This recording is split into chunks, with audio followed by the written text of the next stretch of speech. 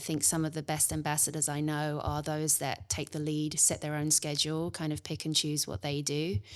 And yeah, some go hard, right? You want to say yes to everything, get your name out there. Yeah. And, you know, those are the ones that tend to be successful because everybody knows them. It doesn't have to be that way. And I think companies are understanding that a little bit more.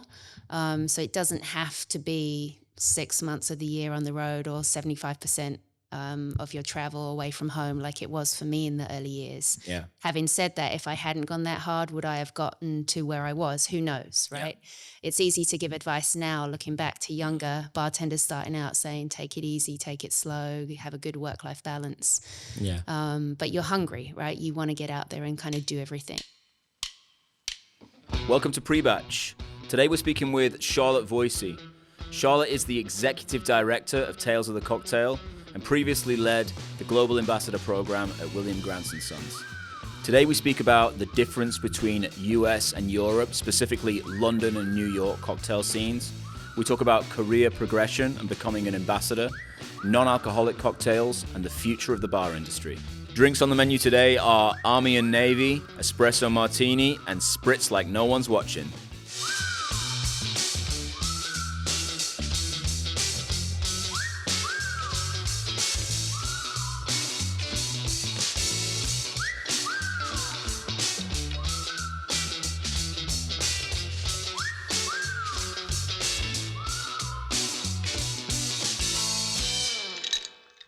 Charlotte, thanks for being here. Hi, Gavin. Pleasure. Appreciate it. So what does it mean to be a brand ambassador? You said you were Hendrick's brand ambassador before you were...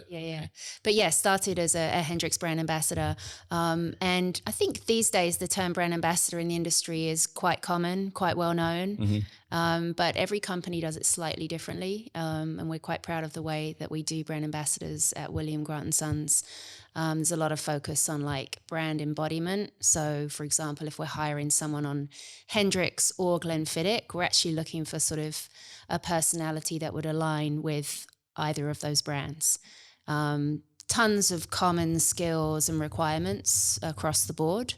But I think when we get it really right and you're almost like meeting the brand, some of our brand ambassadors, you can probably visualize it's the way people dress, the way they present themselves, the way they speak. It's a really important part of like bringing the brand to life literally. And then we find people are really passionate about that brand if it just kind of matches their perspective on life.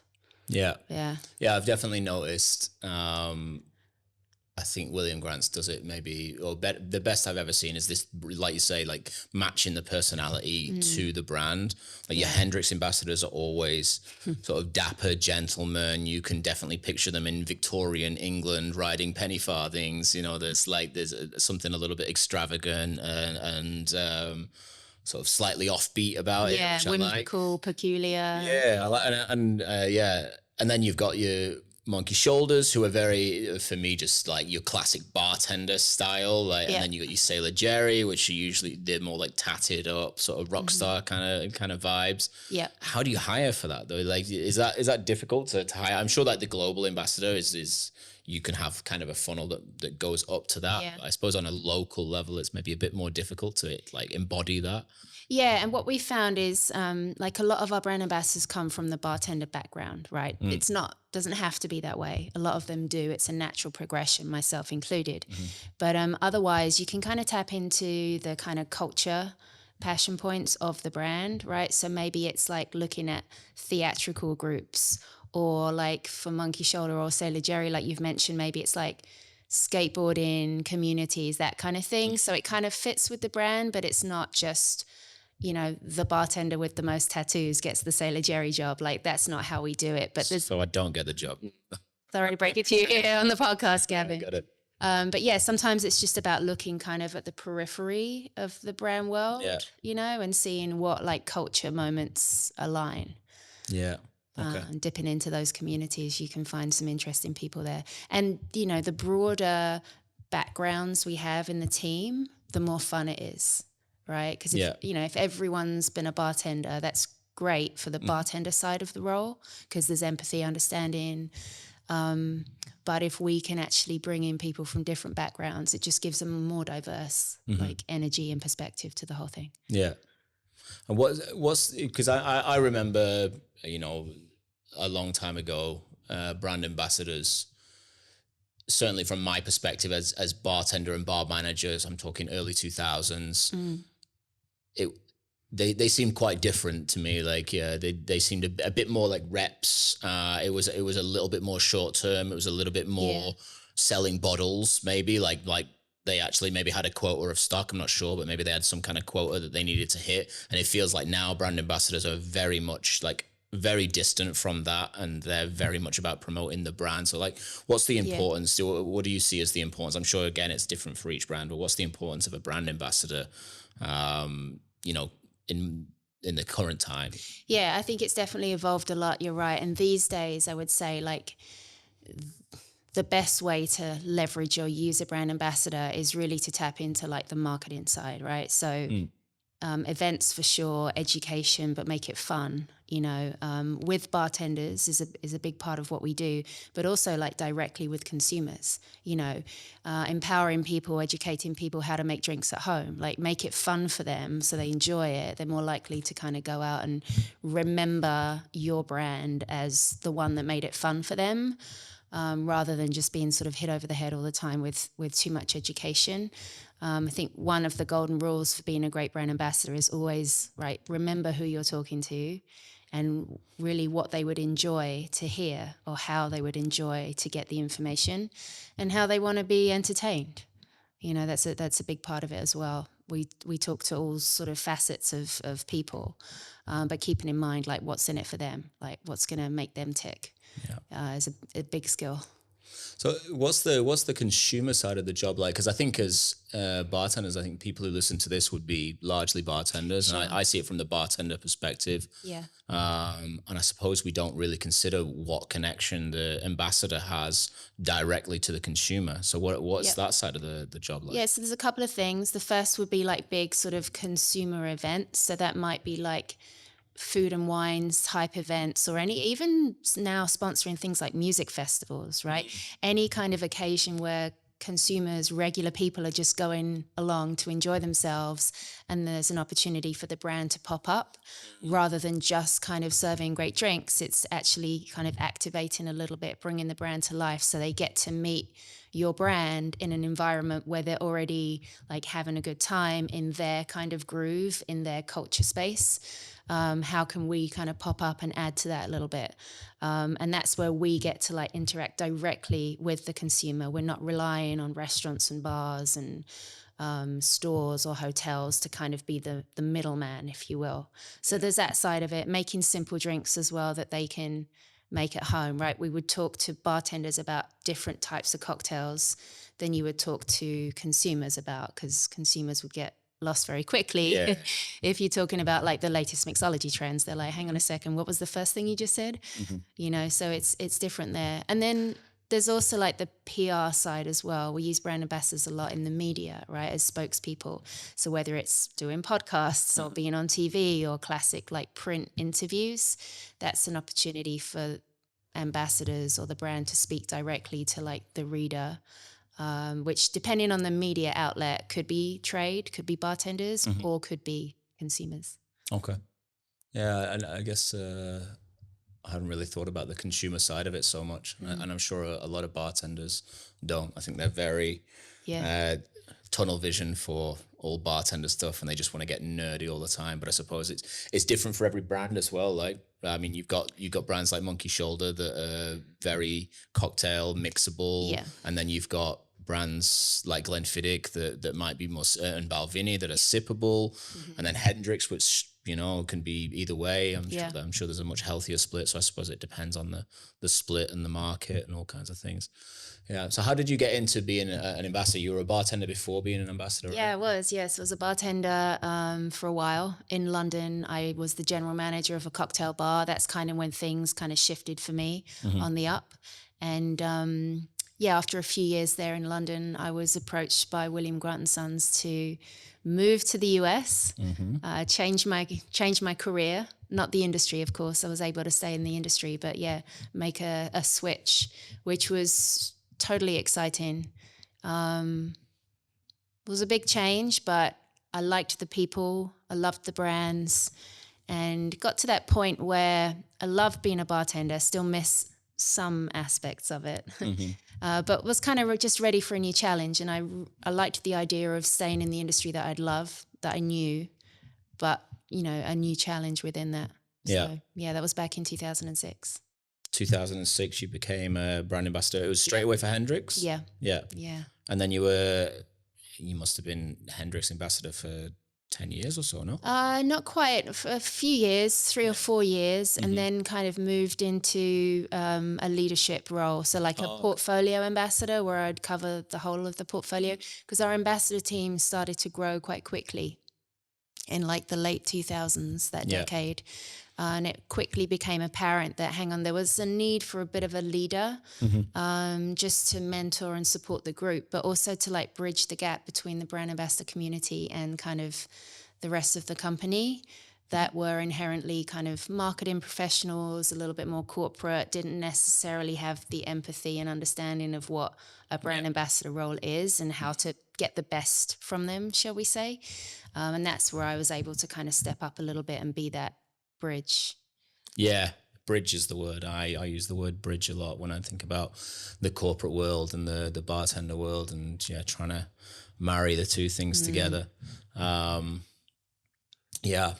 what do you think, like, I often think about career progression, or at least I have been doing recently, is like what options there were when I was coming up as a bartender. I remember my view of what was possible from maybe not even from bartender. I think I didn't care when I was a bartender, and then I became a bar supervisor. I think very young, like maybe 20 or something like that, and then very quickly became assistant manager, venue manager, and then just started moving through venue sizes. Getting to bigger and bigger venues. And to me, that was kind of the only visible path, I think. And now there's obviously a lot more options. I still don't know if the industry is, I still think it's quite a steep filtration, if you will, of the, when we think about the number of bartenders who are maybe looking up for some kind of future, and I don't know what it is they see. But obviously you became a brand ambassador. Myself, I went through the manager route and then somehow ended up as an educator. But there isn't as many roles as you might as there might need to be for the younger bartenders. So I don't know. Like, do you think brand ambassador is a viable sort of progression path at scale as well? I mean, is it a good way to go? It is. And I obviously speak from experience, right? I've had a tremendous experience. It's been great for my career. I think I quickly understood that the transferable skills you gain from being a bartender set you up for pretty much anything, right? If you delve into like what it really means to be a bartender, aside from like making drinks and showing up and tending your bar, like the social skills, the multitasking, the kind of dealing with everything that's thrown at you under pressure with a calm kind of head, all of that stuff sets you up really well. So going from bartender to brand ambassador, I think is a great step. And then from there, you quickly realize like spirits companies pretty much everywhere in the world, in most markets, really benefit from the perspective that someone who's been a bartender can bring, right? You've got spirits brands and drinks companies around the world, literally sort of around boardrooms thinking, how can we best, tap into the bartender community? Thank you. What might bartenders appreciate in terms of branded items? Like what kind of glassware? Like rather than asking themselves, you get to ask someone who's just come from that community. So I think the more liquor companies, spirits companies appreciate that value, the more of a career progression it's going to be for bartenders to move up because they possess something, not just the skills, but also the knowledge and the inherent understanding of that community that's actually very valuable to spirits brands. Yeah. And largely speaking, spirits brands have healthy budgets to spend on that kind of thing. Yeah. Yeah. It's for sure important. And I suppose it's different in every company, but also at all the varying levels as well. Like I know many brand ambassadors, and it's very different depending on their market. If they're global or if they're in a small market, they might work for a distributor and actually represent a myriad of different brands from different companies, and have to split their focus quite varied. And I imagine that's very different to being the global ambassador of a really strong brand like Hendrix, where it's just like, boom, this is your 100% focus. Oh yeah, 100%. And I think, the term brand ambassador, much like the term bartender, right? Like, I'm a bartender. Great. You can pick 10 bartenders at random from around the world. They'll all have very, very different actual jobs, right? Depending on the type of bar they work in, the hours they work, the country they're in, the type of drinks they have to make, their level of seniority and experience. So the term brand ambassador doesn't predict what you actually do. And I think amongst that variety, there's a tremendous opportunity to pick up skills along the way, right? If you are a sort of portfolio ambassador and you work across categories, there's a lot of multitasking there, but you get exposed to so many different things, which essentially might be difficult, but you're gaining so much perspective and experience that you can then cash in on, leverage further on in your career. Whereas if you're focused on one thing, you can probably go a bit deeper and become a true specialist in that spirit category, perhaps, or that dial. Yeah. But it's a little bit more limited. So there's a lot of variety out there. And I think anyone thinking of the brand ambassador route as a career progression, the best piece of research to do is, how does that company approach brand ambassadorship, right? What does the role actually entail? Because it could be very different to the role your friend just took with a different company, just because the name is the same. Yeah. And I suppose what you described there is a sort of a knowledge valley being narrow and deep versus shallow and wide. You know, I suppose, and both are great. I love to learn lots of different things and maybe know a few of them deeply and a lot of them fairly well. And I think that's nice. Yeah. And I always think for younger bartenders as well, or for younger people in their career in general, you have a period in your life where the learning is the most important thing. Like, what are you going to learn in this job? How are you going to develop? I think I've heard some people say that, your 20s are for absorbing information, your 30s are for progressing in your career, and your 40s are for making the money, So Here's hoping. We're still waiting. Yeah. When does that start? Let's, what drink have we got here? Yeah. Do you know? I do know. Yeah, this is the Army and Navy. It's an old kind of lesser known classic cocktail. Cheers. So this is gin. We've used Hendrix today with fresh lime juice, orgeat, shaken up, and then garnished with freshly grated nutmeg. So it's this beautiful kind of combination of a really refreshing sour, but then a nice aromatic top. Yeah. Yeah. Nice. Cheers. Give it a sip. Yeah, this is it's a little trip down memory lane. This is one of the cocktails I used to make with Hendrix kind of in the early years.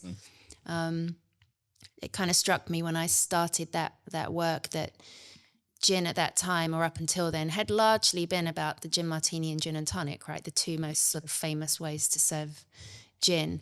And some of the other cocktails had gotten lost along the way. Yeah. And what I found is when people said they didn't like gin, actually what they were saying is, I can't really drink a martini and I find a gin and tonic too bitter. So it was like, well, what if we found a more refreshing, perhaps slightly different flavor, delicious gin cocktail? And they're like, well, I love this. It's like, well, that's gin. So sometimes it's about finding the right cocktail for someone. Yeah, for sure. Rather than them not liking a spirit category. And this was a great example of that kind of drink. And not liking gin. You can't really say. There's no such thing. Like, I mean, you can't say I don't like gin. There's too many options in gin. 100,000 of them out there. Yeah. And a million ways to serve them. So and just no one made that person the right drink yet. Yeah.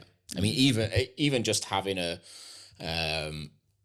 cocktail recipe that calls for gin, like, is a little bit like, you haven't given me everything I need here, because you're saying it's gin. But what kind of gin do you want? Like it's going to work very differently depending on whether I use Hendrix or Tanqueray or whatever. You know, absolutely, yeah. Very, very different. But this is this is a wildly underrated drink. It's wild to me that this isn't like up there with all the other classics. You know? Yeah, and I think about that same time it was when sort of tiki culture was becoming popular again. So bars typically had an ingredient like orgeat behind the bar for their tiki drink. So it was like, oh, hang on a second, most bars can actually probably make this drink already. So it was just a nice one to throw at people. Yeah. The orgeat makes it so drinkable. It's good, right? It gives it a bit of extra mouthfeel too. Yeah. Smashable. Absolutely smashable.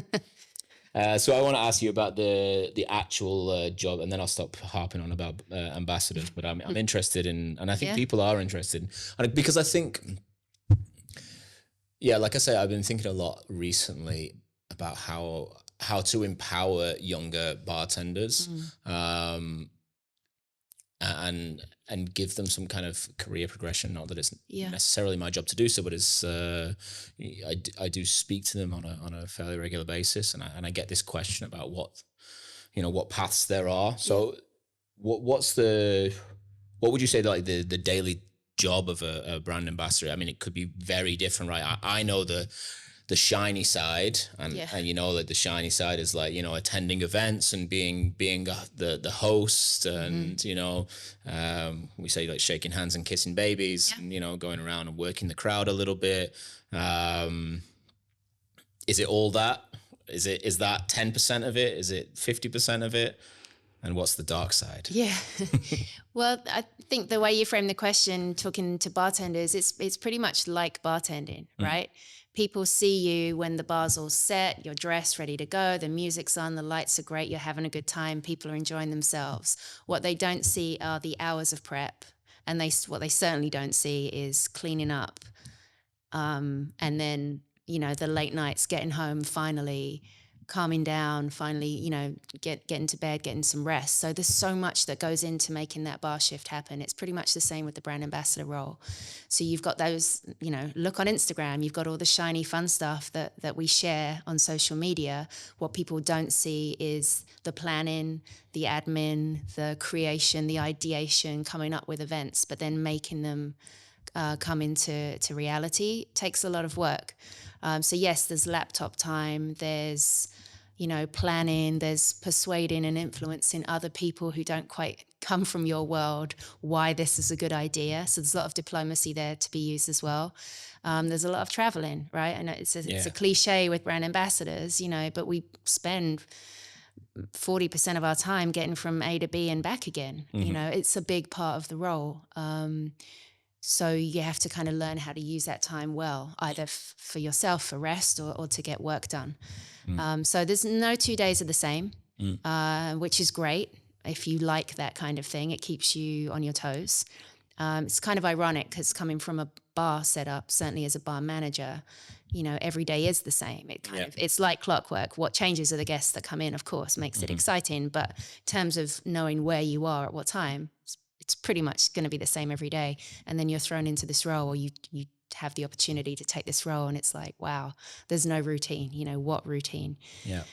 So yeah, it's a difficult question to answer, but there is a lot of planning and kind of behind the scenes that goes into those big, fun, wonderful events, and learning too. You kind of mentioned that earlier. Sometimes just having to like learn a skill because sort of there's no one else there to do it for you.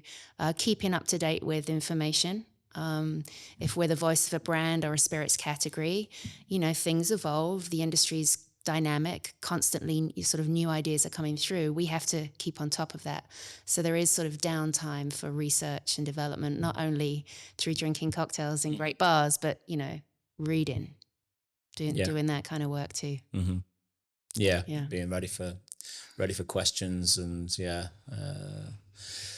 it's interesting for sure. I think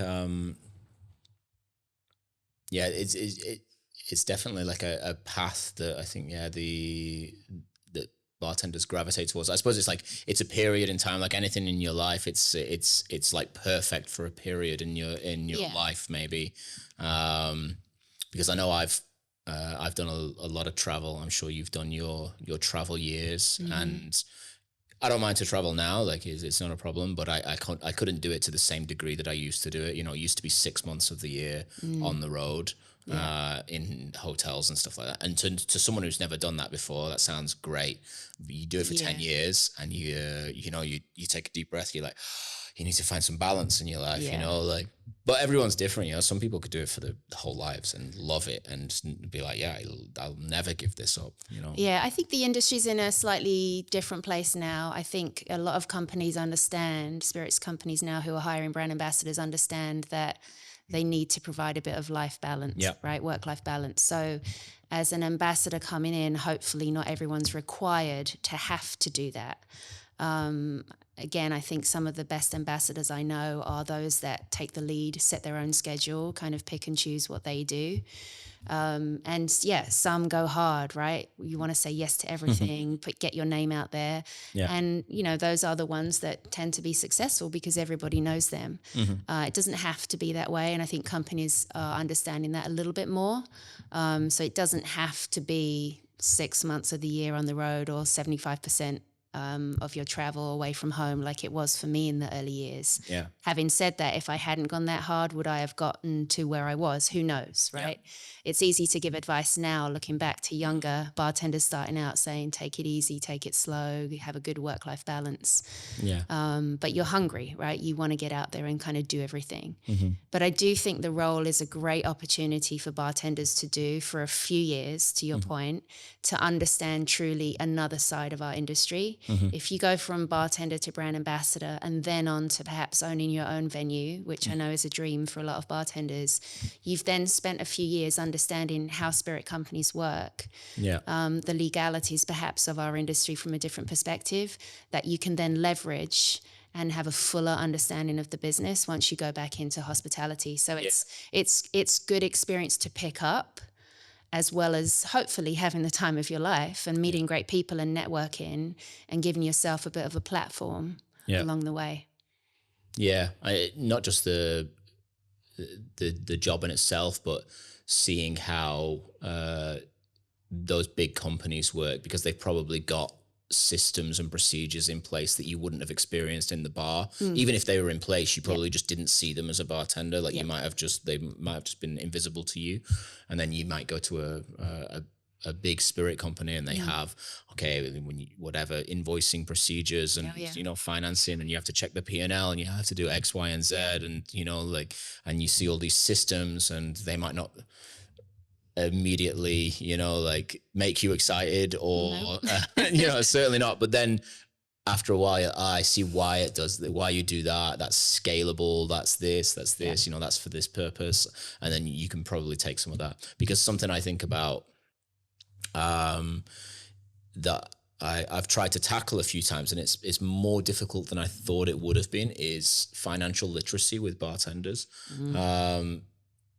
You know, like quite often they, you know, like I've had a lot of my guys at Speak and Co. They dream of opening their own bar one day, and I really want to be a helping hand towards that.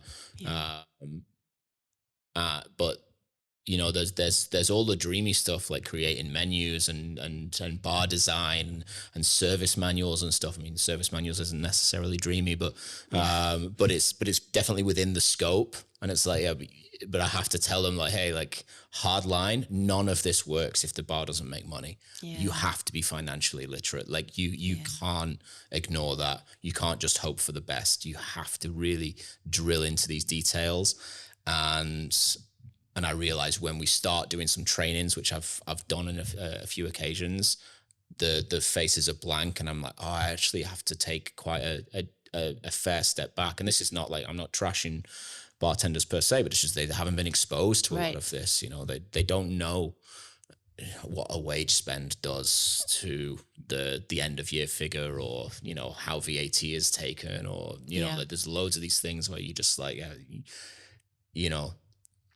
Yeah, I've even so I don't know. I've been trying to like think of a way. I mean, and maybe a financial literacy course or something could be a good idea for them, because I think even myself as a long-term bar manager, when I became a bar owner, I had, even after maybe 20 years in the industry at that point, I still had a big learning curve, you know, like where I didn't fully understand the tax system and stuff. And I'm like even me as a bar manager for 20 plus years, I became a bar owner, and still I've got a learning curve. Like this is wild that I'm still like it's fine.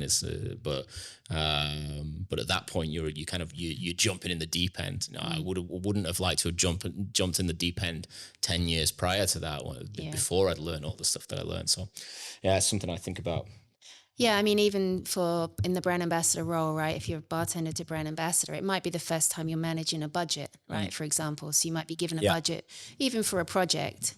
It might not be big in the scale of things, but 10, 20,000 pounds, euros, dollars is a lot of money, and kind of you're responsible for mapping that out and making sure it works and what happens if it goes over.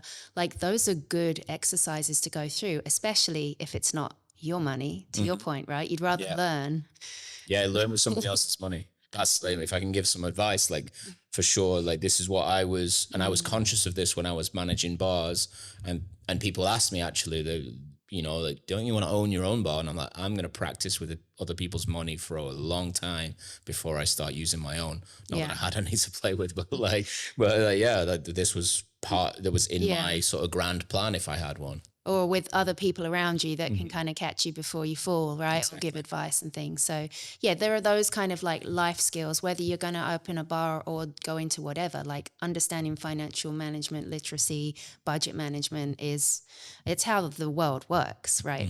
Whatever you're going to go into, that's a definite skill to pick up. So things like that might not sound exciting or glamorous, but those are the things that you learn from corporate world. You give them so much as a bartender, or the perspective, just the intuition, the inherent knowledge. But what you need to pull, if you're smart, from the corporate experience is all of that kind of stuff, because take it with you and it'll set you up for success for sure. Even as a as a global brand ambassador, I suppose any brand ambassador, you're probably also speaking to high level people in other parts of the industry, so like bar owners, for example, and you have to speak their language, right? You have to be able to go in and go, I mean, I'm thinking way back when it was reps, that they were coming around, and you would actually ask them, what's your landed price on this, and what's my GP going to be, and if like what's my cost per serve, and you would ask them all these questions. And I remember the reps just, they had it because they had to speak that language. So they had all of that stuff like as like such a second nature that I imagine, at least for that small part of our job, they would be able to just jump into a bar and be able to, like look down a list of 1,000 products from their local distributor and go, Monkey Shoulders dropping at like, 20, and there's a 2-case buyback at the end of the year, and that's going to maybe adjust it to this, and that'll mean, I'll make a pretty good profit if I do whatever, like a Monkey Shoulder Manhattan or something, and having that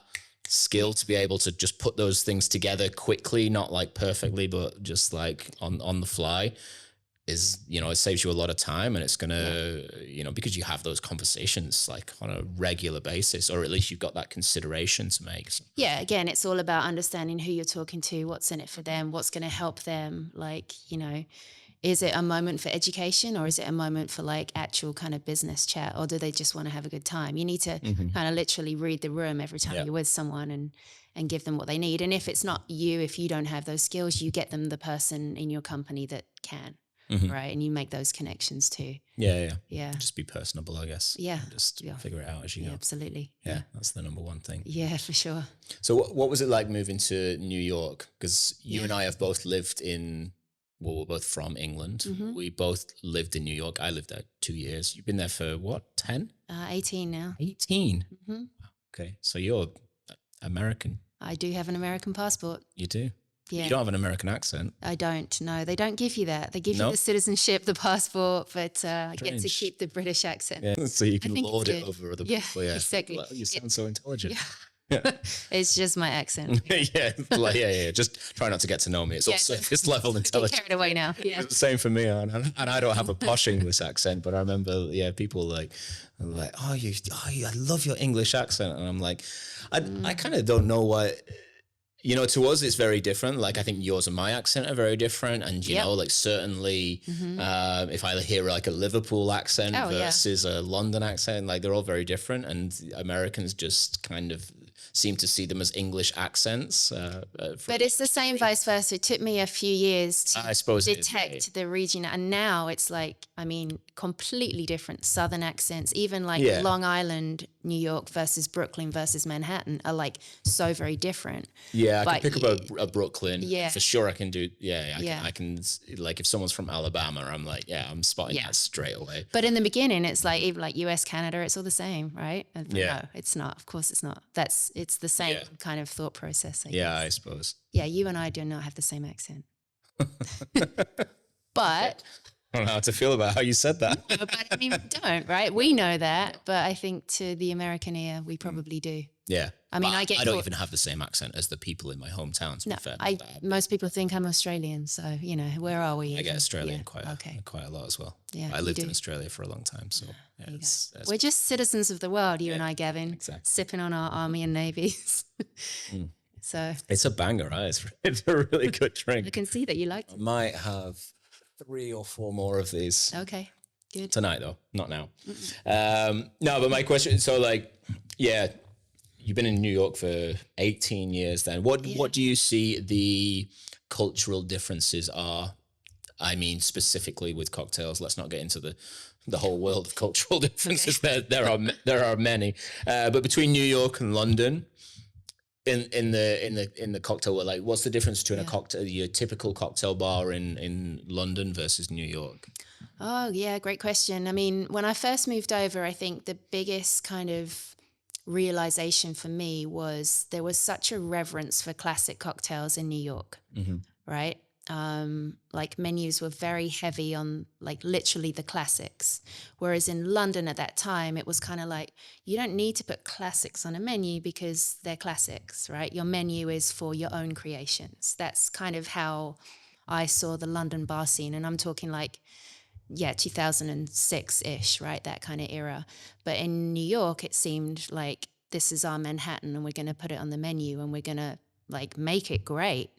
And take a lot of pride in it. So that was the first kind of difference I saw. And I came to realize that it's not really a surprise because if the cocktail was invented in New York State, right, and certainly in the US, it's theirs. There's a pride around cocktails in the US that you don't find anywhere else. Not that other countries don't take it seriously, they do, and they're just as good technique-wise and creativity-wise, but there isn't the same reverence. So it's easier for someone in London or Europe or Australia to be like, let's just rip it up and change it and reinvent the wheel because there isn't like this ownership over it. Yeah. So that's like one of the big distinctions I find.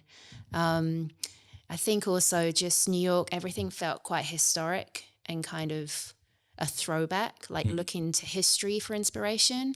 Whereas in London, it felt a little bit more contemporary and kind of like, this is now, we're doing what kind of suits people's tastes now.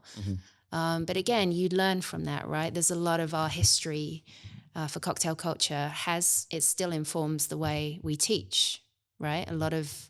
You're an educator, you teach bartending all of the time. We always start with the history, right? Not only of spirits, but also of cocktails, like where this craft has come from. Because it took a very long time for us to get back to the standards of like the late 1800s to then start evolving into modern techniques, which is crazy, right? You'd never do that, I imagine, like in an IT industry, right? So in the 1800s, this is what, information technology looked like. Everyone would be like, what are you talking about? And we're looking to the future. But our craft is a little bit different. And I think that's one of the things that New York kind of preserved really well and showed back to the world. Yeah. No, I felt similar a while ago. I don't know if it's the same now, like you've got more. Yeah, it's changed a bit now. Yeah, more sort of creatively free bars, I suppose, like Double Chicken Please. Yeah. And some, Super Bueno, like fun bars. Yeah. Yeah. And I feel they would be, they're certainly not like London style. I wouldn't take their Americanness away from them like that. But I would say like they would be more at home in London than I would think, some of the more classic bars would be. But yeah, I seem to remember that, you know, your average bar was kind of standardized and had classics on the menu, and it was like, you know, a really good quality, like wooden bar top, good lighting, low lighting. Yep. You know, like you would see like the booth seating would be similar from place to place, and you know, like it was very similar, like not in a bad way, but standardized and just it was a really vibe, well-done classics. Yeah. Which was great, but maybe not as much variety as you would find in London, for example, back in the day. And I'm not talking 18 years ago. I'm talking maybe 5, 6, 7 years ago, whenever I lived there. But nowadays, yeah. Do you think it's still the same? Do you think? No, I think it changed a lot. I think it's wide open. I think actually a lot of cities are kind of, you can still find like the DNA of that city's cocktail culture in most places. But then you've also got this like layer, like 50% of the scene is new and fun, and to your point, could live in another city and still be the same concept. And I think that's due to the fact that just global cocktail culture in general is so shared now.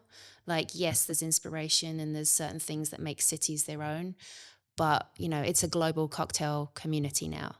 Information shared, inspiration, you know, weaves all over the world in different directions.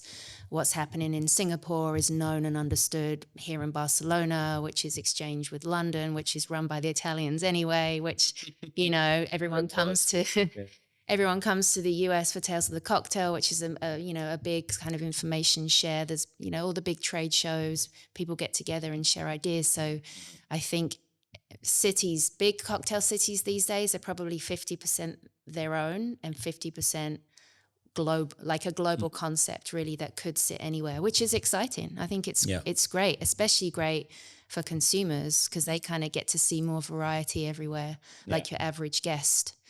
And bartenders love it too, right? They love the exchange, the inspiration from other cities. Yeah, I mean, you find like, I think it happens with consumers, but certainly for bartenders, like, I'm sure it wasn't always like this. Whenever you go to any city, you figure out what cocktail bars are there and which cocktail bars. And like this, probably I asked you today, like one of your primary questions, like when someone's in town, like what bars are you going to visit? What cocktail bars are you going to visit? And that didn't always used to be the thing. I suppose if you wanted a drink, you would go to a local bar or something and have a beer or a wine or whatever. But now it's like, I think it's not just bartenders, but consumers you know, on a large scale. Which is great. They'd go and look for a cocktail bar. It's great for our industry, and it's a great thing for them to do. You know, it's a great sort of pastime for the world for them to do. Yeah. It's good stuff. Do you think is it the same throughout the rest of the US? I haven't traveled as much in the US as I have the rest of the world. You know, I've done mostly East Coast and Vegas, which is completely different. Yeah, they've got some good. They've got a great cocktail scene. There's some great cocktail bars there. Oh yeah, but there's also some there's some casino old fashions with some bright red cherries in there. This is something I remember from the States, especially New York, is like I felt like I could order a cocktail as long as it was classic, old fashioned or whatever, Manhattan. I felt like I could order one anywhere, literally anywhere. Like a bar that sells, like, you know, they've got a Bud Light special deal on, some dive bar, a bowling alley. Like, I've ordered old fashions at bowling alleys, and you know, like they're like, yeah, sure. You know, it's don't bat an eyelid at it. Yeah. Whereas in the UK and many other places, like you wouldn't order here in Spain, you wouldn't order an old fashioned a little bodega on the corner. Like they're gonna look at you like, that's not. Yeah, it's not. You can have a beer. We can do 2 different sizes, and I'm not going to tell you what brand of beer it is. But that's a different story. Yeah, no, I mean, cocktails are literally part of the US culture, right? They always have been since mixed drinks were first kind of a thing. Especially something like, you know, an old fashioned, a martini, man. Even people make those at home. You know, it's part of their fabric. Yeah. And it is widespread. So there's always been a cocktail scene everywhere in the US. But again, it took like the renaissance of the early 2000s to bring that back up to scratch. But these days, you know, 18 years on from certainly when I went over, most cities have a decent couple of cocktail bars. I'm talking like great Yeah. glassware, good ice, well thought out spirit selection, fresh juice. Yeah. That's been an evolution over the last like 10, 15 years for sure. It Yeah. used to be like New York, San Francisco, a few places in Vegas, a couple of other honorable mentions. But, there was a lot of sort of space in the middle, shall we say. But now, I mean, there are world-class cocktail bars in most parts of the US, which is great to see. I think in most really parts is. of the world. Yeah, most parts of the world, you're right. Most cities have great cocktail bars. Yeah. I mean, I like, we have a bar in Manchester, but Manchester's a fairly big city now. Yeah. It's the second biggest city in the UK, I think. But it didn't used to have probably any great cocktail bars in probably 15 years ago. Yeah. And then maybe 5 or 10 years ago, it had 4 or 5. Yeah. Now I have no idea, but it must be 30, 40. Which is crazy, right? Which is crazy. I think that's the point. Like when people like you and I lose count of how many great cocktail bars there are in a city that we know quite well, that's when we know like we've sort of done it, right? The renaissance has happened. Yeah. We're now moving forward. We're looking to the future. Cocktails are back for sure everywhere. Great cocktails are back, and it's a global thing. It's not, a local kind of specialty of New York City anymore. No, it's long gone.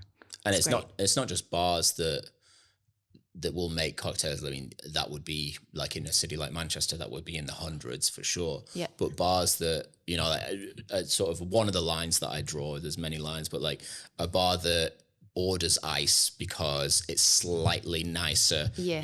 The lines are crisper, it's clearer, the drink stays colder a little bit longer. Yep. Like those kind of bars that take that next step. Yep. When it's like a very expensive thing to do, to take that next step, to have enough freezers behind the bar so that every glass comes out frozen with the ice already in it, that's been bought from a local ice supplier, that's cut to a perfect angle with branded ice in it, and then the drink is poured in it, probably pre-batched, maybe used a rotovap, there's maybe 20 of those bars in Manchester, which is not even the biggest city in the UK, that's such another level. I kind of don't know where it goes from there, to be honest. Like I could have maybe predicted that this would have happened 5 years ago. Yeah. But what happens in 5 years from there? I don't know what comes after rotovaps and buying ice from a supplier that's perfectly cut. I mean, you're right. The progression is amazing. It's real and it's exciting to see. I mean, I think mixology has kind of looked to gastronomy a little bit and been behind the curveball, right? From that perspective. So maybe we continue to look at, what chefs are doing. Like the restaurant experiences now around the world are like insane. The sort of things you get to experience and the theater and the techniques. So maybe it continues in that fashion. If we're talking about like the upper echelon, there's only so much of that surely that can trickle down because it's sort of so specialized. But I think that's the way we're headed. But do you think it does? I completely agree. It does tend to trickle down from. Well, it doesn't trickle down from it, but I think it just naturally follows a path. Like, what do they call it? Like convergence or something, where I think the drink industry will follow a similar path to food. And if you ever want to predict, I always think, for sure in the UK, you can predict what's coming. I used to say that you could predict what's coming by looking at what's happening in London and New York. But I don't think that's as true as it used to be because we're so close now to each other. We're kind of like at this moment, and they might be a little ahead. But I think, Barcelona, New York, Singapore, London, Sydney. Mexico City. Mexico City's got amazing cocktail bars. So I think location isn't even a factor anymore. But the food industry still is, I believe. Yep. So then does then natural progression say that, I mean, what restaurants do more now than ever is maybe specialize in a cuisine from a geographical location? Because there used to be a lot more restaurants that weren't location specific. They were high-end restaurants that had really good chefs that would do some French cuisine and some Spanish cuisine and some Mediterranean, some Greek. And now it seems like almost every restaurant, it tells you we're this country, you know, we're this region or whatever. So do you think cocktails might go in I don't know how cocktails would go in that range. Yeah, I mean, I think, the importance of local, again, like gastronomy and food has highlighted and educated all of us on the importance, the joy to be found in like local produce that's like in high season, or, the very best this or that from the world can be gotten from here. So, go there on a pilgrimage to enjoy it. I think some of that can translate over to drinks. I mean, you look at a bar like El Quimico in Cartagena, Colombia, which, just won World's Best Bar at the Spirited Awards a couple of weeks ago. It did, yeah. A lot of their stuff is all about indigenous foods, grown by indigenous people in that part of Colombia. So they're kind of highlighting that. That's what they do.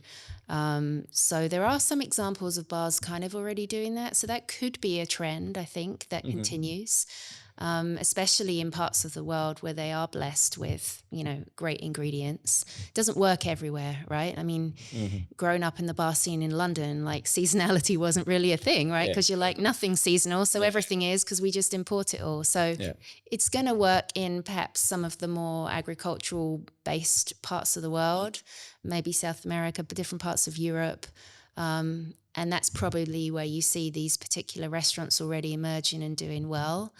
In parts of the world where that doesn't necessarily translate, there'll be sort of different future trends, whether it's more sort of technique driven or understanding science to an even further degree, right? We talk about the importance of great ice. Like that took a long time to actually sort of become a standard in bars. It seems so simple now. But I mean, you and I remember going to bars where maybe, one drink got a special cube and everyone was like, wow, like, this is amazing. It's becoming more and more common for sure. People understand that science pretty well, and there are the purveyors and supply of that. It makes it quite easy to do, right? If expensive still.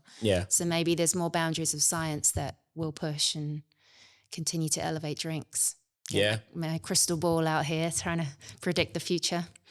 I think like there'll definitely be I think a little bit more science, but I mean I feel we must be peaking a little bit. No, I mean feels like half the bars like world class bars have got Giravaps and stuff now. I mean maybe that'll disappear again, like it kind of did in gastronomy a little bit. There was a period there where gastronomy was very scientific, and there was, and you still see some of it. It's kind of got its own section now, but there was a period there where, there was airs and corals and all kinds of different textures, and that was a big thing in gastronomy. But it's found its place now. It's like I think a lot of things, they start as a fad and then they find their place, which is maybe smaller than their fad.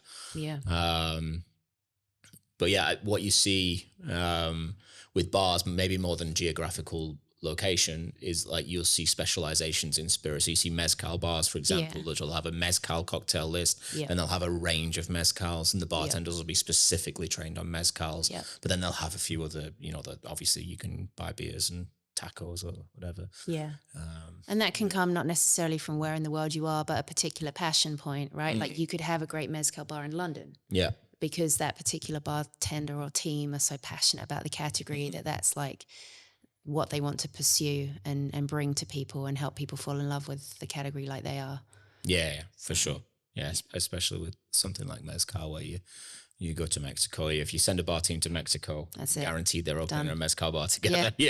Like that's it. They're like, okay, done. No mezcal bar back. is for me. There's no return from that kind of quite seductive, isn't it? Yeah, it's very seductive. Okay, what do we got here? Okay, next cocktail. This is another espresso martini, because that's what the world are drinking right now, right? It's my fourth today. So this is an espresso martini made with monkey shoulder scotch, right? So the vodka espresso, was first created by Dick Bradshaw back in the late 80s in London, was a vodka drink. And I think when the espresso martini recently came back into popularity a few years ago, 5, 6, 7 years ago, it was definitely still a vodka drink. But just like any drink that comes back and is popular and stays around for a bit, espresso martini Negroni is another one. You know what bartenders are like. They love to get their hands on it, play around with it, switch out the base spirit perhaps. So this is an espresso martini with scotch because you can, and monkey shoulder because it's, made for mixing. It's what it's all about. So let's throw it in a controversial cocktail just to prove the point. Prove the point that it's made for mixing. Yeah, exactly. Yeah. No, I'm not just blowing smoke here, but monkey shoulder does something that many scotches can't do, and that is just kind of sit in many classic cocktails. You can kind of just throw it in, and scotch doesn't play nice with other ingredients many times. You put it together and you think it should all work, and then the scotch just ruins it by being delicate and overcomplicated. And, you just try and balance this drink and you're like, I can't get it to balance, but monkey shoulder kind of does all the hard work. It does all, it just kind of nails it. You're like, it's good, and it's kind of drinkable on its own as well, which is good. But it's a classic recipe. We've done a switched out vanilla bean simple syrup in here for the sweetness. I quite like the vanilla and coffee combination, and then garnish with a lemon twist because sometimes it's quite nice just to break the sweetness with a little bit of essential oils on top there. So. Again, it's just a little bit different. Sometimes you'll get an espresso with a lemon twist, again, just to sort of brighten up something that can be quite bitter. Or in this case, a little sweet. So coffee and citrus. I'm all for. I'm in. Here to break all the rules, Yeah. Coffee and grapefruit. Oh, yeah? Coffee and grapefruit juice together. Yeah. Really? Yeah. Nice? Or? I think your guy, who's that? It's Freddie May. Yeah. You still work with Freddie May? Absolutely, yeah. Yeah, Freddie May's Freddie's great. Legend. Yeah, I think he made me some drink with drambuie, grapefruit, and an espresso. Yeah. That sounds like Freddie. And then, since then I've been like all about espresso and grapefruit. Oh, fantastic. Yeah. And then I think he jumped around the room for about 15 minutes. I'm pretty sure he defied gravity at more than one occasion and walked across the ceiling, and then he left. All right, see you later, Freddie. That's a great example of a great brand ambassador, right? Like, you remember him. Brand ambassador. You might not remember what he said or what on earth he was doing, but you remember smiling as you visually. I've got a mental image of him just jumping around the room and just pouring energy into the room. Exactly. Yeah. And I think he is a great example of pouring energy into a room. And this is maybe sort of like, I think about it as an educator. Like, you get very different groups, and sometimes a very energetic group. Yep. You have to be a bit more reserved and kind of calm them down and kind of control that energy. And then sometimes you get a very sort of, like a somber group, for lack of a better term, and you have to put the energy in the room, and you actually realize, like, after maybe an hour or two of that, it takes it out of you. And exhausting. You're very exhausted afterwards, and the physical action is not that much different, but the act, it's the mental pouring energy into the room because you're having to provide it. And maybe and the hope is at some point, okay, I'm going to pour the energy in just to get the fire started, and then people are going to start asking questions. They're going to have a drink or two, then they're going to start going, and then it's all good, and then I can take a step back and let the fire I created with the kindling of my energy, let it develop a little bit. But then you step back, and sometimes you're like, that was hard, that one, it was a bit tough, Yeah, it's true. It's a good way to describe it. And it actually reminds me of the role of the bartender as well, right? Mm-hmm. Sometimes you're there, you've got like early in the evening, you've got a few people sat at the bar, maybe they're all by themselves for now. The energy just feels a little light, or not awkward, but just, you're not quite there yet. And it's kind of your role as the bartender to maybe instigate the conversation, maybe even weave a couple of people together, see if that flows. And then all of a sudden the night kind of whips up and your role is to sort of quieten down now and just get on and make the drink. So there's that understanding of, you control the energy either by giving or stepping back a little bit. Yeah. And it's a great skill you learn as a bartender inherently, like subconsciously, that you can take into the role of a BA. Yeah, I think it depends on the bar a little bit though. And this is like something, something I kind of miss. And maybe this is like maybe not a uniquely, no, it's certainly not a uniquely English perspective, but I'm thinking about English pubs and Irish pubs and that vibe of the entire room and moving around and going there with maybe one or two people, but then kind of connecting with the whole bar in some way, and that almost defining a really good night out. And I think to some degree that's made, you know, and I remember being the bartender in those situations as well, and you kind of facilitating this social interaction between everybody, but then you get sort of these high-end cocktail bars, which no shade on them, but it's quite often table service. You book a table, you go to your table, and you kind of sat there, and the only time you get up is to go to the bathroom or leave. And you know, like they're the option. True.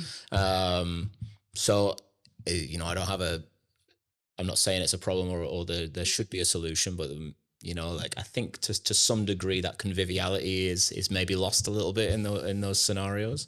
Yeah. I don't know if there's a solution for it, but I think it depends what you go into a bar for, right? Like, you know, what's the best bar in the world? Is it the bar that has the very best drinks that are like perfectly executed with the most advanced sort of scientific approach, like the coldest martinis, the most perfectly, you know, if that's what you prize, then that's what you should seek out, right? If the energy and the environment and the chance of maybe just meeting people or chatting to the bartender or getting more than what you brought in yourself from the atmosphere is what you seek out, then you'll be going to a different bar, right? And there are very few that are able to do both. That's the like line I want to get to. But this is the point. Yeah, you're right. And I almost think, how would you even do it? Like, let's say you were like on the top 50 list or something. Yep. But you really wanted to have that conviviality back. I don't even know how you would do it. You'd be so busy that it doesn't make sense for you to not seat people at tables, because that might be the most efficient way of just running your business instead of just letting people just roll in. And you'd be so packed as well. You'd have to control the crowd a little bit. So yeah, I don't think maybe it's just one of those things you have to let it go. It's not that I haven't, you know, I've sat at many world-class cocktail bars, and if I'm with one person or on my own, I'll sit at the bar if I can. Always at the bar. For sure. If there's four of you, it's a bit trickier, because you're like, what do you think? Yeah. Like shouting over two people's heads. But yeah, if I'm just with one person, I always try and sit at the bar.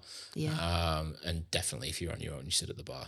Yeah, for sure. Crazy. Otherwise you look insane sat at the table. Yeah. There are some bars that, I mean, if you think of maybe Sammy in Sydney, for me, it's one of the best bars in the world, because the drinks are flawless and creative and exciting, but it is the energy. And I think one of the reasons they do it so well is every single person that works there kind of carries that vibe. It's not just the bartenders. So if you are sat at a table, you don't feel like you're missing out on like the fun that's happening over there with the bubbles and all the crazy stuff. Well, I don't know much about maybe Sammy. I haven't been, because Australia's pretty far away. Yeah.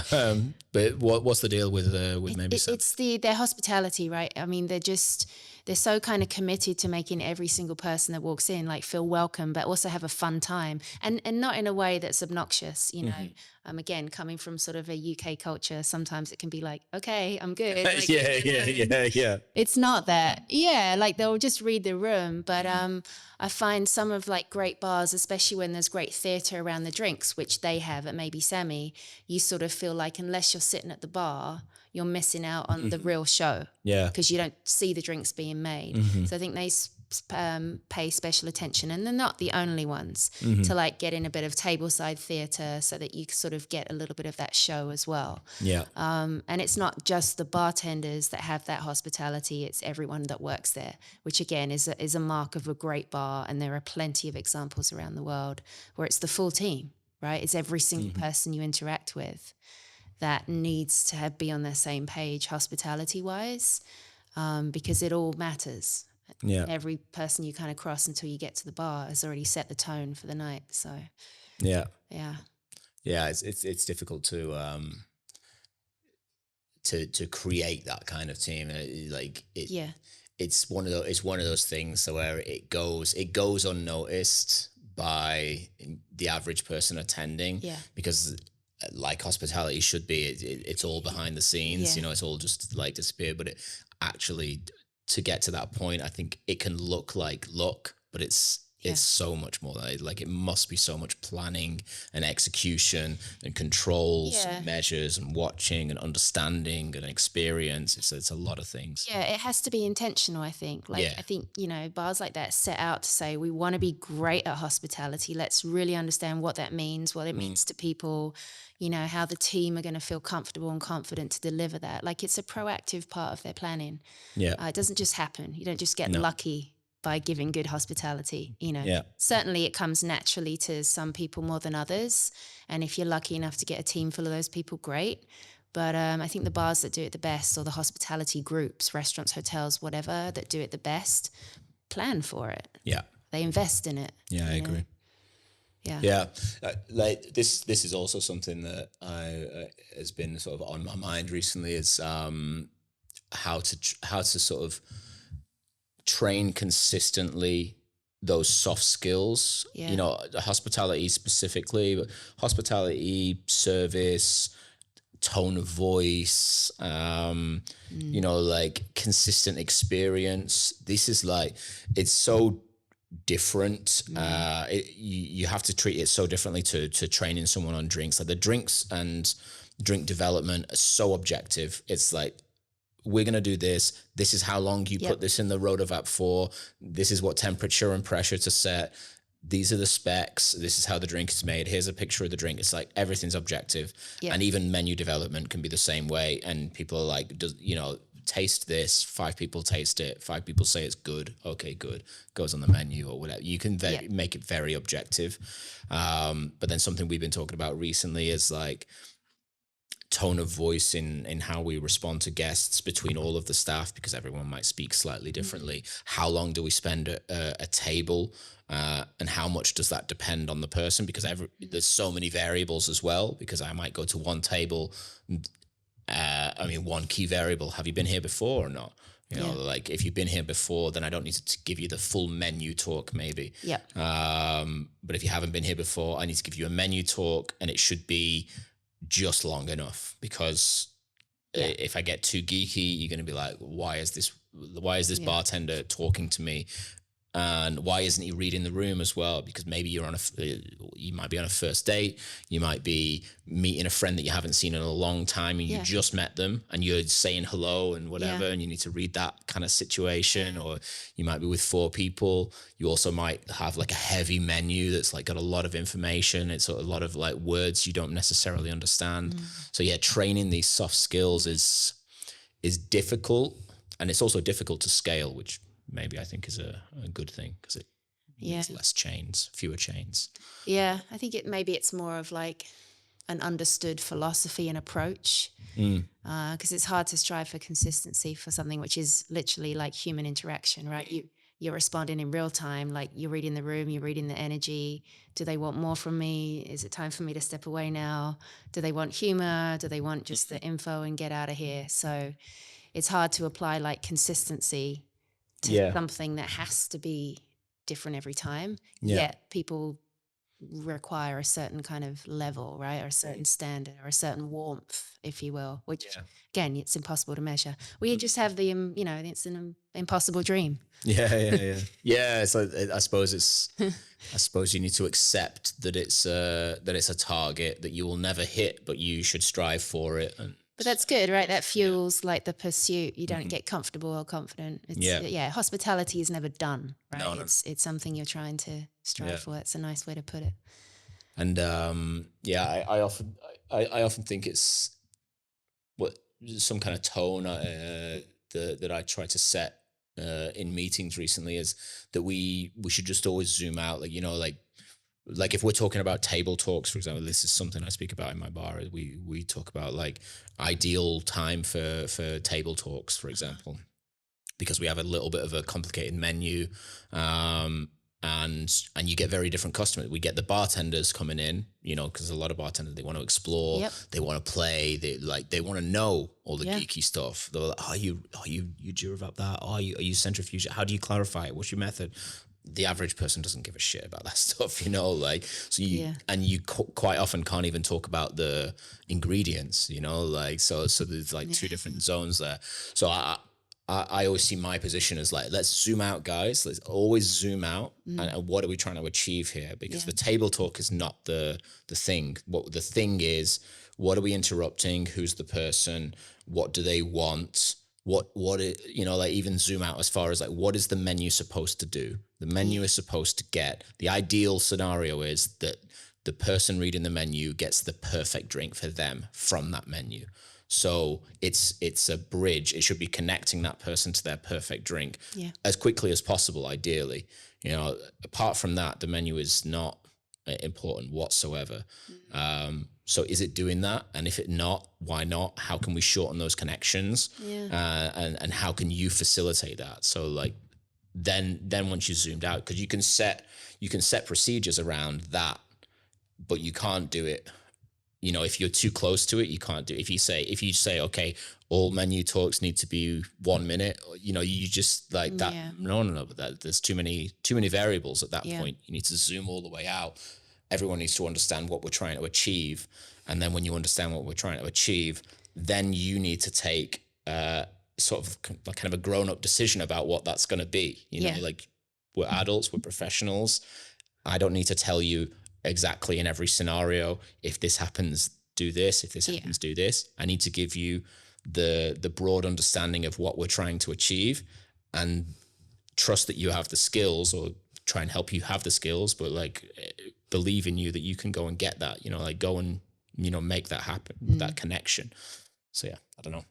It's people skills, right? Yeah. A lot of it is. A lot of it comes down to that. Yeah. Awareness, reading the room, picking up on energy. Yeah. Yeah. Exactly. Let's talk about awards. Okay. Let's do it. So you are overall chair, is that overall chair of the Spirited Awards? Yeah. What does that mean? So, so this is part of Tales of the Cocktail, the Spirited Awards this year that we've just completed the 18th annual. So they've been going for a while. My role is really to oversee. We have 2 regional co-chairs per region of the world. Is to support them in like picking the judges, so that we have representation across the world as far as is possible. We have about 250 judges currently across the world voting on the awards for the Spirited Awards. So that's a big part of it. It's also every year kind of reviewing the criteria for the awards that we have to ensure that it's still relevant and reflects the industry. We've had a tremendous amount of evolution in the industry, as we've already talked about, in drink styles, bars, the global nature of what we do. So making sure the awards that we have still reflect like what's currently important and happening in the industry. Every once in a while, there might be an award that's dropped or one that's added, just again to reflect what's kind of important in the industry. So keeping on top of that. And then also within the dynamics of the Tales of the Cocktail team, who ultimately sort of run everything, I see myself as like representing the industry with them. So in those conversations, occasionally there are sort of tough decisions. And when I sort of voice my opinion, I sort of think, well, what's right for the industry? If I'm a bartender or a bar owner, like what decision will ultimately kind of support what I'm trying to do the best, which is sometimes really difficult to navigate because you've got so many interests now in the industry. But ultimately, I enjoy the role very much, very kind of grateful to have that opportunity to represent the industry that's given me so much. And I think we do a great job. I mean, it's always a very special night. I think when people win awards at the Spirited Awards, it makes a huge difference to them, mostly themselves, their bars, their business, their opportunities. People use them and leverage them in different ways. But yeah, it's a very rewarding part of what I do. Yeah. So how does the process actually work then for awards, say? People get nominated? Yeah, so nomination periods open, I forget now, I think it's about February of the calendar year for the awards, which ultimately happen in July. So nominations are open. Anyone can nominate yourself. You can nominate your own bar. In fact, we often say, please do, because invariably you're the one that knows the information about your bar, when it opened, how big it is, who works there. For some awards where the criteria is important of like the size of the bar or how many nights a bartender might work, you know, other people are like, oh, he's a great bartender. It's like, yeah, but he retired 10 years ago, so no longer eligible. So we do ask people to nominate themselves. We'll often say like, you know, it's not the one day of the year to be shy as a bartender, you know, every other day of the year. You're not. So yeah, nominations are open, and then those nominations are sorted and given to the judges for their region. Okay. And the judges have a couple of weeks to look through the nominations, and then they're asked to vote on each category. For the bars, for example, we ask that judges only vote for bars that they've been to. Just so that we avoid sort of voting by reputation, especially in the days of social media now. It's very easy for any business to sort of show themselves in a different light, perhaps on social media. So we're looking for sort of an objective opinion based on your experience in a bar for all the reasons we've talked about already, right? Being in a bar is so much more than just the drink and how it's written on a menu. So judges take that time to do the voting, and then we go to like a US national vote and an international vote before we get the top 10, the top 4, and ultimately the winners. Okay. So it's quite a process. So if the judges are voting only, because I think that's perfect, you know, the judges should only vote on bars that they have been to. Would you encourage them to go to bars that have nominated themselves or that have been nominated? Or is it just like, okay, out of the ones that have been nominated, you can vote on the ones that you've already been to? Well, I think we start with part of the process of choosing judges is we're looking for people who are active in the industry and where possible do travel, who have the opportunity to travel with their work, right? Because that means they're more likely to have been to more of the bars, which means they can vote for more of the bars, which means it's a better reflection of their actual opinion. You know, if you're somewhere you're someone who's kind of sort of stuck in the city where you live and aren't able to travel, you have less of a frame of reference. And it's really about that context that we're looking for. The wider context you have, the more you understand if a bar's truly groundbreaking or just sort of okay. Yeah, for sure. So that we try and start with that. And then, of course, yes, all judges are encouraged. And I think by nature keen to visit as many bars as possible. But it's always a bit of a way up, right? So yes, there will be bars maybe that people can't vote for because they literally haven't been to them. But ultimately, I think we prefer the way it's weighted so that it is an expression of someone's true experience rather than I've heard it's really great, so I'm going to vote for it. Because it's not what we're looking for. We're looking for a professional opinion rather than just hearsay or popular opinion. Yeah, because I think to some people at least, I admit I'm fairly ignorant to how it works, but I think to some people at least they think that maybe it's more of a social media battle between, you know, like bars that have really good, you know, like online presence. But, you know, that can just sound like sour grapes when you hear it from some people like, well, you didn't win. So yeah, of course you think that. But it's also, it's just an impossible task really, that you kind of set yourself this task, like choose the best bar in the world. It's like, but you know, like you're not going to be able to, you haven't got the resources to go to every bar in the world. No, of course. Or even every bar that nominates themselves. You can't even go to that many. How many nominations do you get? Do you know? Oof. I think last year we were up to, it's got to be like 1,500 or something like that. That would be across all categories though. So you've got the people categories, best bartender, best brand ambassador, mentor. You've got the establishment categories, the bars themselves, but then also things like best new spirit or cocktail ingredient, best cocktail menu, spirit selection, that kind of thing. So there's, I think, 22-ish awards. So there's quite a few now. Oh, so you can go to every bar then. If you've got 250 judges, it's only 6 bars each. Your mathematics is impressive there. Yeah. Yeah. Even if they're not all bars, then it's like 4 or 5. But it depends where they are. It depends where they if are. One of them's in like, the mountains of Chile, then it's like, okay, that's difficult. Ironically, it's kind of the challenges grow together, right? Because for the longest time, we really strive to make the awards more geographically diverse. Right? Yeah. And I've noticed they have been. They have been, yeah. But then what comes along with that is then it's harder for one person to cover. Yeah. I'm not saying it was better in the days where it was just London, New York at all, but at least then people had invariably been to all of the bars. Yeah, for sure. Now that they're more widespread, which is what we want, and we want those bars to be celebrated because they're doing just as great things. They just happen to be a little out of the way. Yeah. So again, choosing judges that tend to travel inherently just helps the process. So yeah. We're always tweaking the process and trying to make it as good as it can be, right? Or as reflective an opinion of the industry as it should be. Yeah. It's no one person's opinion, right? It's an amalgamation of for sure. Of those experiences. Okay, I'm going to ask you what this is, and then I'm going to ask you what the criteria is for the judging. All right. So this third cocktail here, you'll be delighted to hear, Gavin, is a non-alcoholic Spritz. I've called this one Spritz like no one's watching.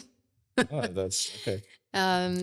It's sexy. It looks good, right? It looks nice. So this is the Martini Aperitivo, the non-alcoholic, simply mixed with sparkling water, right? So it looks like a Spritz. It behaves like a Spritz. It tastes like a Spritz. It is a Spritz. And you can have a couple of these on the days where maybe you're not drinking, as a lot of bartenders these days choose to do. When I say you, I mean Mondays and Tuesdays. Okay. Perhaps. Well, cheers. We can still cheers with this. Cheers. It's not unlucky. That's just a myth. It's supposed to be refreshing, delicious, still flavorful. Yeah, vermouth is one of those things which transitions to non-alcoholics so easily. It does really well. Really, really good. Especially, this product makes the Spritz quite easy. And, as someone who doesn't drink all the time, it's nice to be able to go to a cocktail bar and order something that looks like what everyone else is having and not sort of feeling like everyone's sort of looking at you. Why is she drinking water or having, that juice or something? Because sometimes if you're mindfully drinking, as we say, you don't always want to talk about it and explain it. You can just sort of get on with your own choices, so. Yeah, I read something the other day that the creator of Seedlip, when he was doing his market research for Seedlip, I guess this must have been 15 years ago, 10, 15 years ago, something like that. He emailed a bunch of high-end bars in London as a fake guest and said, hey, I'm coming with 4 people. I wanted to make a booking, but one of us doesn't drink. Can you let me know what your non-alcoholic options are? And then he received 500 replies, and he used that as his investment deck, basically, to say, like, because most of them replied like, oh, you can have a Coca-Cola or whatever. And he used that as like, that's super clever. That along with the stats of people that don't drink and the growth of it, and basically said, look at these two things, like they don't match, there's a gap in the market here. And clearly he did very well. Very well. And blazed a trail too, right? There's lots of great brands now that have come after Seedlip. So very cool. Good. So criteria, what's the criteria for judging? Is it just feeling? Is it? Every single award has a criteria. So the criteria will depend obviously on the award. There'll be a piece around what the award is trying to celebrate, right? So, I mean, it's obvious for most of the awards, but perhaps like the difference between best cocktail bar and best restaurant bar, right? Obviously with a restaurant bar, there's an element of understanding how food and drink pair together. There's an element of food service, literally at the bar. The bartender in a restaurant bar perhaps needs to be a bit more knowledgeable about more things because the food is such an important component, and it's perhaps more complicated service. So there'll be, a bit of context on what the award is trying to celebrate.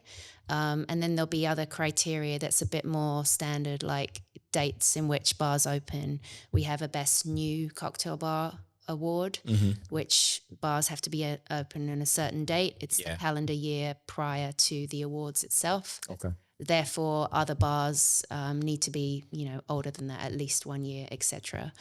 There's a timeless award which celebrates bars that have been around for at least 30 years. So there's sometimes the criteria just reminds the judges what the award is trying to achieve, and then any particulars to make sure they understand, what these bars are. And that also helps us sometimes filter the nominations. Yeah. Because again, a well-meaning person might nominate an establishment for the wrong category, not realize a bar's in a hotel perhaps when it should be in that category. So we'll have to do a first pass just to tidy up the nominations so that when the judges get the nominations, they're confident that they're in the right categories. Then all they need to do is apply their professional lens on the elements in the criteria. So best cocktail bar, obviously excellent standard in drinks, but also hospitality, experience, ambiance, all of that kind of thing. Yeah. Okay. Cool. Yeah. Yeah. And you think the Spirit Awards, like if I remember maybe a few years ago, it was very US heavy, and I feel it's a bit more global now. Yeah, I think we've definitely trended towards making it a bit more balanced. So every category now has best US and there's then best international. Yeah. So it's still sort of 50% US, 50% rest of the world.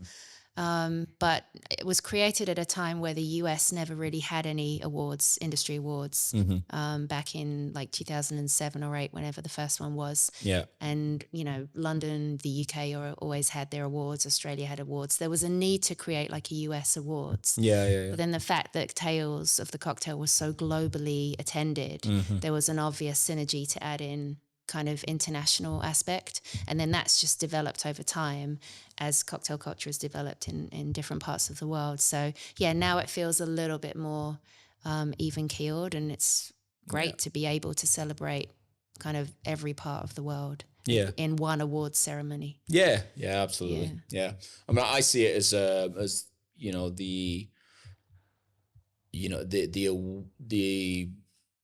the inverse of 50 best kind of, it's more US with the rest of the world being taken into equal consideration, but as a whole. Yeah. Whereas 50 best, I feel, is a little bit more Europe centric, maybe. Although I suppose it considers itself to be US centric. But again, it just depends on, like, how do you judge it? Where are all your judges? Like, it's so difficult, because I go to some incredible bars that will just never be on any of these lists.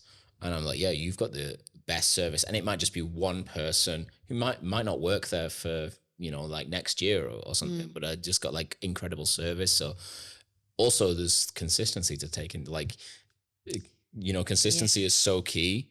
But how do you judge? You can't really judge consistency, which I think is one of the major things for a bar, because you would have to go 10 times, like that's asking too much, maybe, So, it's a tricky one to judge, and it's going to always depend on those, those resources, I guess, for the company. Yeah, it's a tough one. And then you've got, you mentioned earlier about kind of the social media game influencing people's decisions, right? Like for us at the Spirited Awards, we always remind and ask judges to, remain objective and truly try and like read the criteria and apply their professional opinion. But you can't help be swayed by must be like a jury, right? You're supposed to block out everything you know about. Yeah. And if it's a particular high-profile case, of course you're going to have some biases. Every human has those. We can't erase them. And then you look at like the current trend for international pop-ups, right? I sort of say these days, if the bartender that made your Negroni hasn't flown 5,000 miles to do so, is it really a cocktail, right? I mean, that's kind of the moment we're in now. Yeah. And that all helps. Like, a lot of people these days are saying, well, I haven't been there, but I've been to one of their pop-ups. It's like, okay, but that's not quite the same thing. And no, that doesn't count as I've been to their bar. You've been in their energy, you've had their drinks, you've kind of got a glimpse of what they do. But I think I'll ask you as a bar owner, I mean, your brick and mortar, there's so much that goes into creating your bar that you can take elements of that on the road, but it's not the same experience, right?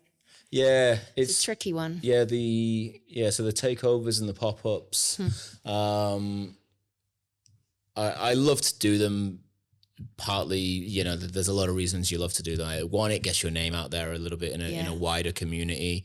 Two, it's really great for the bartenders who, you know, get this moment that's not the same as every other day. You know, it's like it's something to look forward to. It's a little flag in the ground. It's a reward for the best guys as well. You know that you know, like, hey, you've been with us 2 years, you're going to be on the next takeover, whatever. It's a great connection to make with another bar, you know, like, whereas if we didn't do any, we wouldn't have many like great friends in the industry. And we have great friends. Like, I know that we have some really good bars that we collaborate with, you know, like we share things with each other. Like I'm literally going to go pick up a spare beaker for a Rotavap, and I bought a spare one for a friend in another bar in another city that we did a takeover with. So I mean, these little things, it's like it's nothing crazy, but it's nice, and it wouldn't be there without takeovers and pop-ups. Cool. It's also inspiration for the bartenders. They go to another bar, they go, Crossroads do this. You know, they've got this like they've got this sick like glass rinser that's on a 45-degree angle, whatever, you know, that's nothing, but you know, whatever, like they have this, they have this, you know, like so you get inspiration and you bring that back to your bar, and that's how the whole industry rises, you know. I totally agree. All ships. It's great. So there's many reasons for it. And then obviously it's also good content, you know, so there's you know, you get to make some content while you're away, like we're doing X, Y, and Z. And it also means whoever's at that takeover, of course, whether they be bartender or consumer, and it's usually bartender heavy, but there's always consumers there as well. Next time they're in your town, they're going to come to your bar, because I went and I saw Speaking Code at at Lioness, and you know, it was sick. I had a couple of their drinks from their new menu, and I'm going to go try the rest of it at this place.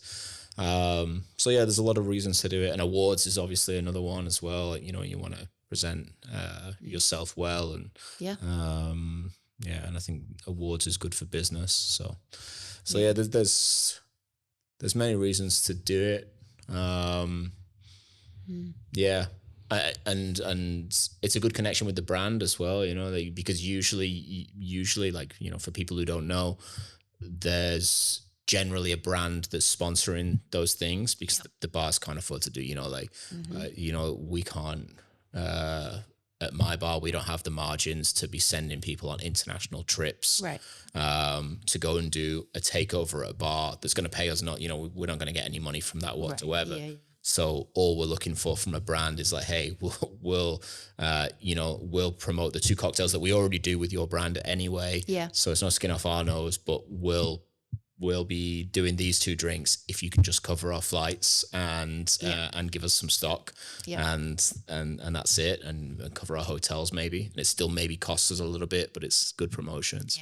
So I think it's a really nice sort of smashing like loads of things together, and just kind of like seeing what kind of pops out, and it's probably it's kind of not really a logical business decision, really, like, you know, like you couldn't put it in a P&L and convince an accountant this is a great idea, but there's definitely something there from a bartender perspective. You have to be a bartender to understand that it works. You have to be really invested in the industry and understand how the industry works to understand why you would do this. Because if you break it into numbers, it just doesn't make sense at all. Like, you have to almost consider it a networking and marketing opportunity if you want to break it into that. But I don't think people think of it like that. They just think, look, do cool shit with cool people and cool stuff happens. That's kind of like, you don't need to get any more technical than that. Yeah, that's the box it lives in, right? For sure. But I like what you said about it inspires not only those 2 bars, but then you combine that all over. And the whole industry just becomes more collaborative, but also inspired. And that's how we drive everything forward, right? It's where new ideas come from. So I think it's good. It's exciting. It's fun. I know when we host from the other side of it as well, because obviously there's the guesting and there's also the hosting side. When we host, I think a few things happen. Like one, it keeps us all very honest. I mean, I'm not very operational anymore, but I always get involved whenever we're hosting something. We'll jump into a meeting like, okay, we're hosting, this bar next week. Have we got their prep list yet? Have we got X? What are we going to do with this? Are we going to run our regular menu? How are we going to do run service? So we go through a bunch of these checkpoints, and it keeps us honest. And, to be perfectly honest, we might say, hey, should we clean the office before they come? Or finally, so there might be a couple of things where we're like, hey, let's get this, or whatever it is that we've got our eye on, like, hey, let's move the deadline for that before this takeover and make sure that it's on point. Yeah. You become a bit more house proud. You want to, show to your peers in the industry that you're a well-run professional operation. And naturally everyone just shares ideas, as soon as they come in, like, and you end up prepping for them as well, which is nice, because they'll send you a prep list. You're like, hey, like, I do this, like it's got this is the specs. We do it like this, and then you make it. And you're like, oh, that's banging. That's actually a sick idea that you did that. So, and then you prep for them, and you get it all ready. And you kind of make a really good sort of industry friend, like-minded. Yeah. So the hosting side is nice as well. Good. And you also get people coming out that come and experience your bar because they were in London and they experienced whatever, like, right. So it brings new people. So it brings new people to you as well. That's good. And they can see that you're kind of affiliated with them to the degree where you're willing to share each other's venues. And you generally do it both ways, not always, but generally if we go to Lioness comes to us. If we go to Crossroads, they come to us or whatever. So it's nice. Yeah, there's like that nice sort of collaborative thing, like you say. Yeah, and good association too. That's value in that. Yeah. So look, I mean, honestly, for me, and I say this to my guys, is like, if this makes no money whatsoever, we still do it. Yeah. Like, it's just good, it's just better than not doing it. Like, so let's just, just keep going. Like, it means the bartenders get to travel and do cool stuff and inspiration and, all of that stuff. It's like, it just, like, in my mind, I can't see a bad side to it, really. No. And there's never any trash talking, really. Like, like, whenever we have people come and visit and we go and visit them, I don't think anyone ever leaves and goes, oh, screw those guys. Like, that never happens. It's always really positive. Like, oh, they do this. Oh, that's sick. Oh, I love that. Nice. Oh, that's banging. It's always really nice. Yeah. Good. Well, it's a trend that's not slowing down. So. Yeah. Well, let's hope so. Yeah. But maybe it's shifting to non-alcoholic drinks. That's definitely a big part of it, I think. Yeah. Yeah. Where do you see that going? I think it's only going to grow. I think more and more bars, we think we're in a good place now, but I think bars understand that they really should have a non-alcoholic cocktail section, that it doesn't necessarily have to be its own section kind of over in the corner. It can be fully integrated. I love that when I go into bars and the spirit-free or non-alcoholic cocktails are just mixed in with the other drinks. Yeah. Like, as an option or just mixed? As a drink, just as, there it is on the list, and again, as someone who orders them quite a lot, sometimes it depends on the bar. Sometimes the people like, there's no alcohol in that, as if to like, hey, before you jump out the plane. Heard your English accent. No, there's no alcohol in that, right? Yeah. Which again, it's fine. Like, some people might order them by mistake, but it's interesting to me to see the approaches bars are taking while this is still relatively not a growing pain, but it's something that's still being integrated into some bars, right? So I think it's only going to get better in terms of be more present in bars, and I think the quality of cocktails and non-alcoholic cocktail ingredients is only going to get better. They should be just as well made, and as much effort should be put into them as regular cocktails, I believe. So yeah. Do you think it hurts the industry overall though? Like, do you think it means fewer people go to bars and maybe they find other stuff to do if they're not drinking, if alcohol isn't involved? I don't think so. I think the reason for going to a bar isn't just to drink alcohol. I think you go to a bar to enjoy an experience, either by yourself or with your friends. Certainly not a cocktail bar, right? Yep, exactly. But if it was just to drink alcohol, it wouldn't really matter where you are. You could do that at home. I think going out to a nice cocktail bar is about way more than just that. Yep. So it's almost irrelevant whether there's alcohol in your glass or not from that perspective in terms of wanting an experience. So I don't think it's going to hurt the industry. If anything, it might bring more people in, right? Yeah. Think of all those people who have felt excluded because when they come to a bar with their friends and everyone's ordering a drink, you know, they're stuck with the water glass looking like the person that doesn't drink, as opposed to joining in, having this beautiful stemmed coupe with a beautiful garnish that everyone's taking photos of. So those people are kind of now coming to bars feeling part of it. So I think it's a good thing. Yeah. I think maybe even, I feel some trend I've been seeing. I don't have statistics, so it's purely anecdotal, but I've seen in the UK recently, continued growth of cocktail bars, which has been happening for at least a decade, like a huge sort of explosion of cocktail bars. But I've seen a few sort of traditional pubs kind of dying out a little bit because I think maybe they can't really cater to a younger market, which is not just out for the alcohol, and they maybe have they want more of an experience, and maybe the alcohol is included, but maybe it's not. But it's certainly dropped in importance. But that going out for a few pints kind of mentality is certainly lower than it was when I was maybe, let's say 20 years ago. I don't want to say how old I was, but let's say 20 years ago. So. Maybe that's just a natural evolution, right? Kind of generational thing. And again, the exposure to global culture, right? It's a very British and Irish kind of culture.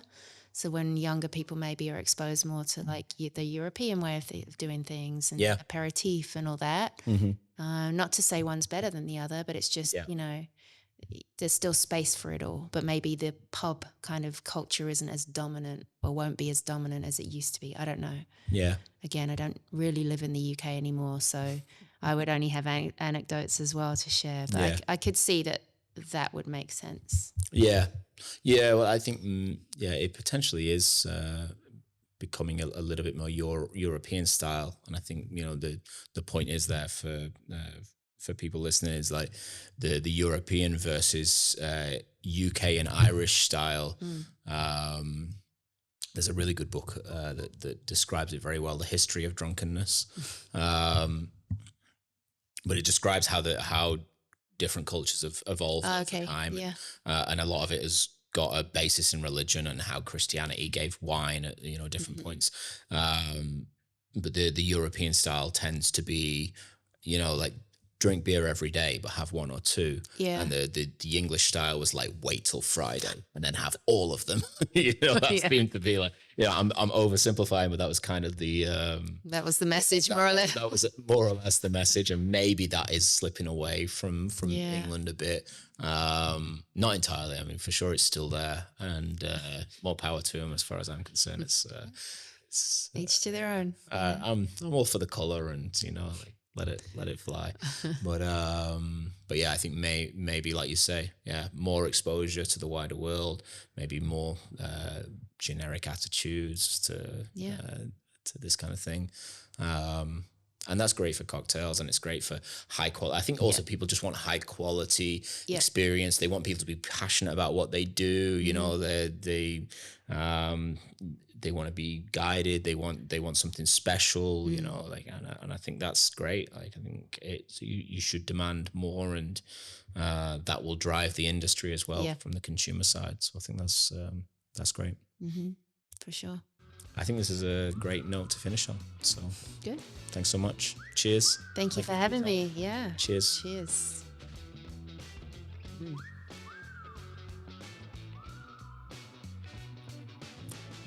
You can almost taste the alcohol that removed. It's like a little bit of The ghost. Yeah, the ghost of alcohol.